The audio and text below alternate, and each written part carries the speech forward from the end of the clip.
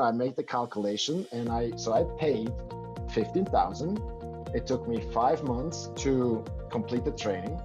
And in the last 2 months, basically, I've made a return of... Hey everyone, welcome back to the You versus You podcast, where I talk with members of the Council for Human Development about how we can expand our minds and recode reality.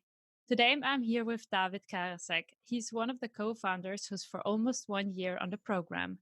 Hey David, I'm really excited to talk to you about your personal transformational journey during the last couple of months.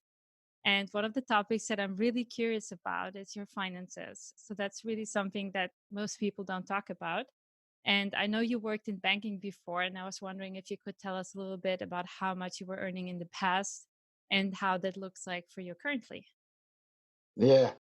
Thanks for having me. It's great to be back. And so it's only been 7 months on the program. And so, yeah, let's talk about financial. I think it's important. And as you say, I know in Holland, a lot of people don't speak about it. It's For sure. similar in Switzerland, also with the bonus, in banking, there's bonus. And there's a lot of friction because you're doing the same job as the person next to you, but then he or she has more than you. And, it's a lot of problems that come with it. So when, I was a swimmer before, so my career in banking started quite late, and I happily took the opportunity when I was given the opportunity. And I was at Bank Julius Baer, which is the biggest private bank in Switzerland. And so I was like 26 when I took my first job. And just to make it easier, because on the Council for Human Development, we do everything in British pounds because Kern, who's like the guy who had the idea, everything is in pounds, he's English. So I did a little bit of math, simple math, just so we can compare the numbers. Yeah. Basically, when I started at Julius Baer, I started with a salary and plus bonus of like 90,000 pounds per year. That was in the US, right? No, that was in Switzerland, in Zurich. I was in Zurich. And well, you know how it is when you come from nothing, it's like, all of a sudden it's good. But then you start comparing yourself after a while, and, you become good at your work because the learning curve is really steep in the beginning. And then at some point you're like doing almost the same as really senior guys, basically. But the pay is a big, big, big difference, right?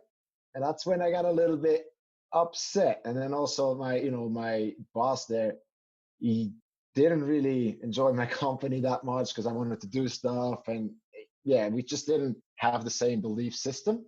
And so that was with Tony Robbins. He said, write down your goals and all that. And I wrote down, and I'm not kidding you, I wrote down I want to double my salary. And within 3 months, so I quit because I was angry because they didn't promote me for like 2 times in a row. And I changed to another bank, which was Bank Safra Sarrazin, which is a Jewish Brazilian private bank. And then it jumped to like 155. It didn't quite up, but almost like 160K a year in pounds. And, that after about 3 years of experience, I was, I thought that's good. I was happy.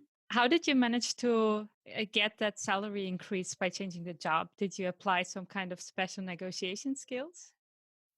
I think just confidence. You know what? I was in Colombia a couple months earlier, and they have this Latino music.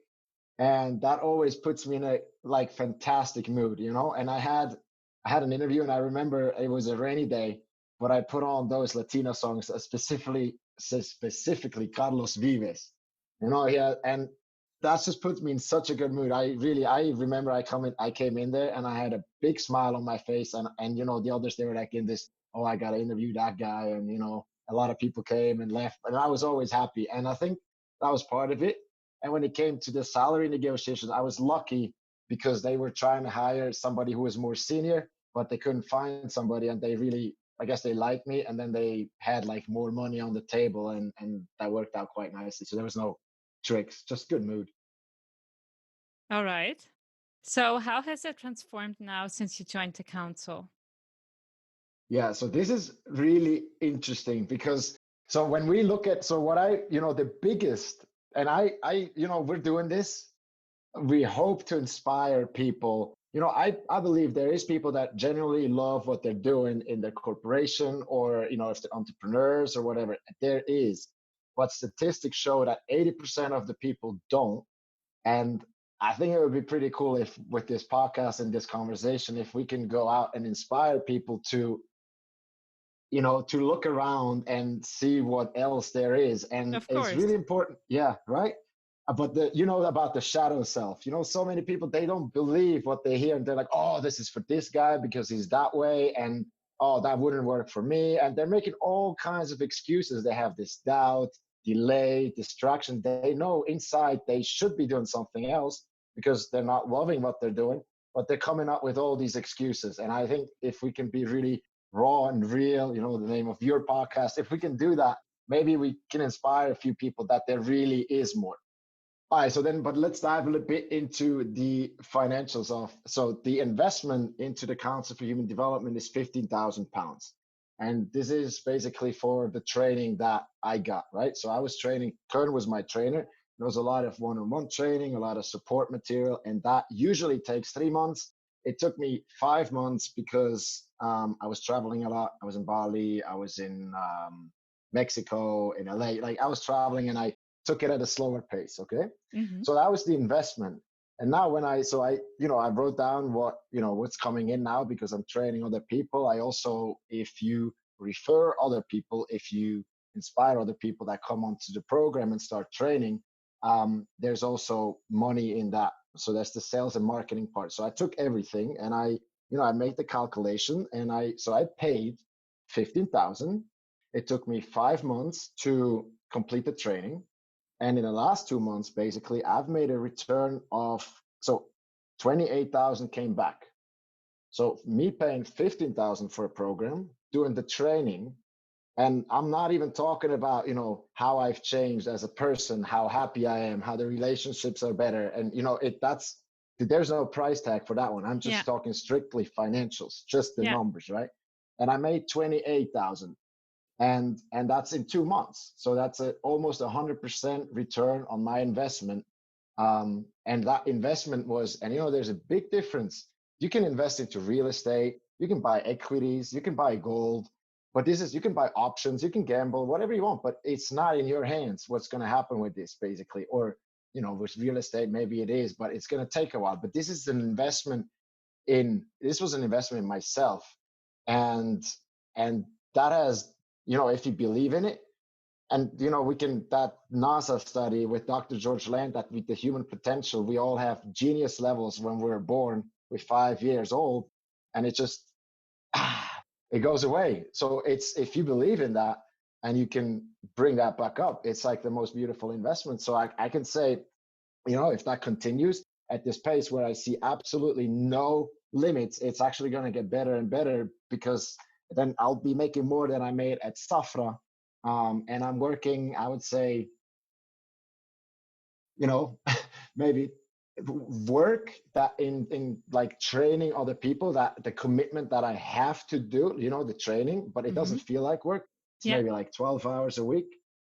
And can you break those numbers a little bit more down for us? How your activities are split up and how much you get for what activities? Because I guess like one part is like training people, one part is like sales, so that we have a little bit more context about where are which price tags and so on. Yeah, that's right. So if the 15,000 is paid, it's paid to the trainer at first. So then of this, after the 3 months, basically you get 7,000 as a trainer for your time, right?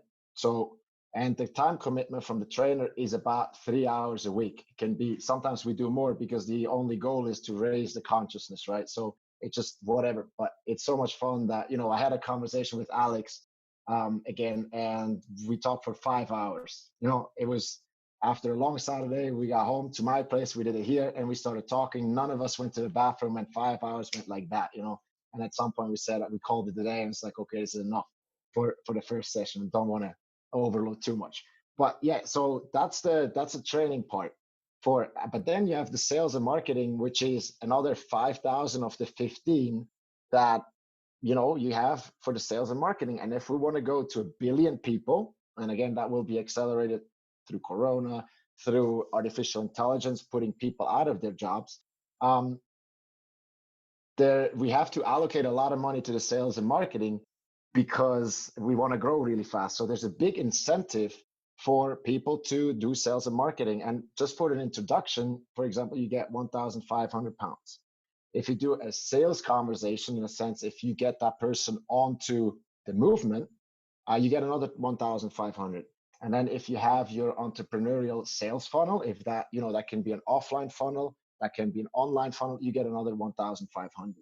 And it's been a combination.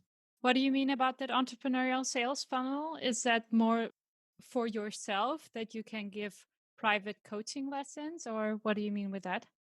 It's, for example, Alex and I, so we're two Olympians, let's say, and we are really interested in sports people because there's a lot of athletes, they have the money, and then when they have an awesome career, but the question is, what do they what do they want to do after the career, right? And so, and if you think about like sports and the mindset and how everything works, it's quite like interconnected. And so what we want to do is we want to set up a funnel, an entrepreneurial funnel, where we bring in athletes basically. And that would be a setup. At the moment, another example would be Kern. Right now, he's setting up, he's working with Einstein Marketing, which is a company out of England. And they're setting up a online funnel with paid Facebook ads and stuff because we don't really know how to do good Facebook ads and the split testing and all that. It's like kind of a science from what I heard for itself. So we hire somebody and then there's a lot of money that can be distributed so we can get people on board, because the most important is that we grow, because again, we want to raise the vibration and the resonant frequency on the planet. Mm-hmm. And how much do you then get really per coaching session? Because you said that you work effectively 12 hours a week by now, which is really not a lot. I guess we'd have to calculate.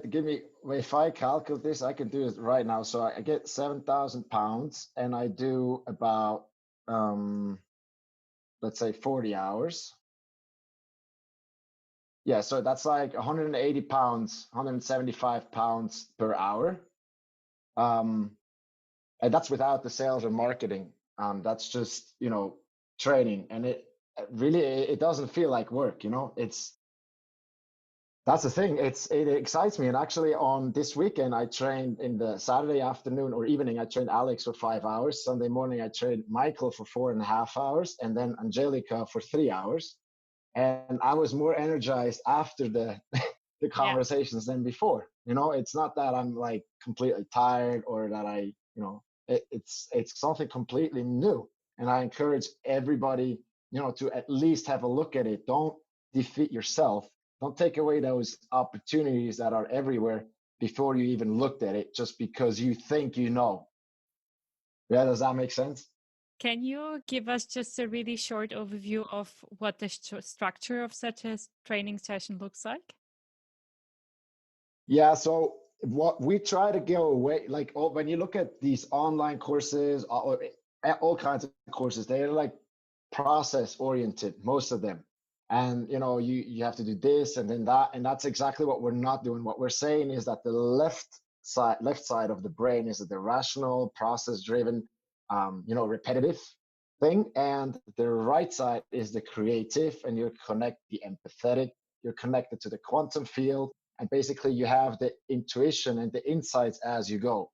So there is a lot of concepts that we speak about. And so to give an outline would be, we have 5 dynamics of life, and we have the personal dynamics, which is the focus for the first 4 sessions. This is all what is going on within ourselves, the way we see the world, because when we change our view of the world will change the view of us, like immediately. It's that fast.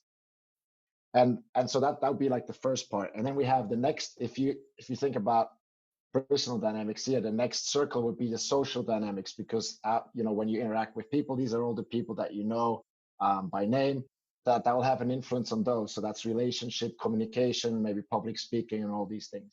And then you have universal dynamics, which is what is going on in the whole world, right? And that's a big subject as well, because a lot of what we're being right now is a good example. What we're being fed by the media, I mean, you will have an opinion and stuff, but that opinion is most likely not accurate and not right. And so it's good to expand the minds, and basically what it serves is it's all about expanding somebody's mind. It's not so much about dropping knowledge, because for that we have audio tapes, videotapes that everybody can watch at his or her own pace, in the train, in the car, at home, whatever. But it's in those one-on-one sessions, it's about I see myself as a friendly sparring partner, like a 10-round boxing match. And you jab, you hook, you cross, you duck, you move left, right, and you expand that person's mind. And there's so wherever the conversation goes, yeah, that's where it goes. And I want to we all give the tools. So you have the toolbox, but it's not about like learning it by heart or anything. It's really just, you should go out there and be like, whoa, there's so much that I don't know. Mm-hmm. And if you can accept that there's so much that you don't know or that I don't know, that actually becomes the power, because that, it gives you the choice to learn more about it, and it puts you in the driver's seat. And it's not like, oh, that happened to me, and oh, I can't do anything about it. Oh, that's unfortunate. You start to feel empowered, and that's really the best news possible, because we have the choice. Every time we have the choice. And I give you an example. One example, that I'm reading a book called Man's Search for Meaning. It's by a guy. Have you heard of it? I heard of it, but I haven't read it. Yeah, fantastic book. It's by a guy who survived the concentration camp, and he was a doctor, but he didn't have any special treatments. And what he said is, he could tell when somebody gave up. He could tell because they came in, the guards, they would punish him, threaten him, and the guy would just not give a shit, maybe light a cigarette, and then a couple hours or maximum 2 days later die. And he said what helped him and others, and the survival rate was 1 out of 28.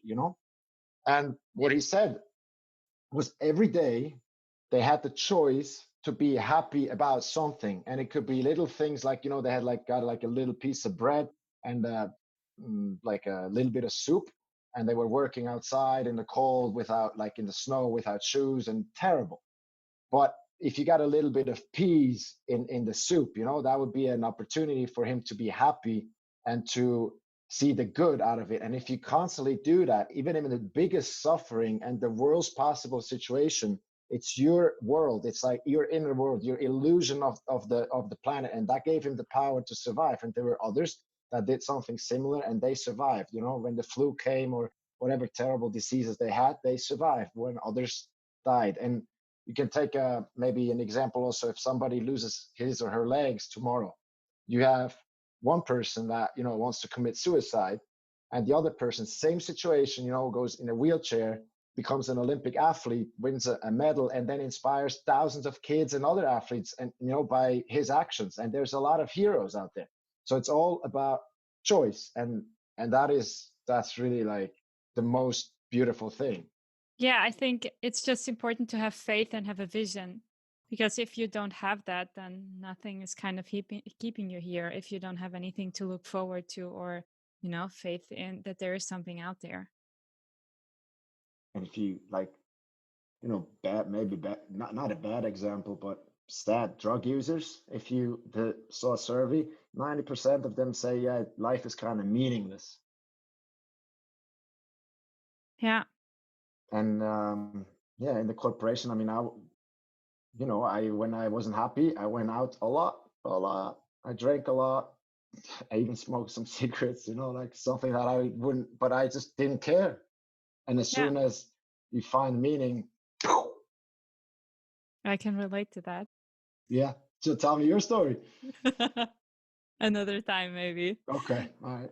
If you want to find out more, make sure to check out councilforhumandevelopment.org, and please share the podcast with your friends on Facebook, Instagram, Twitter with the hashtag Council for Human Development.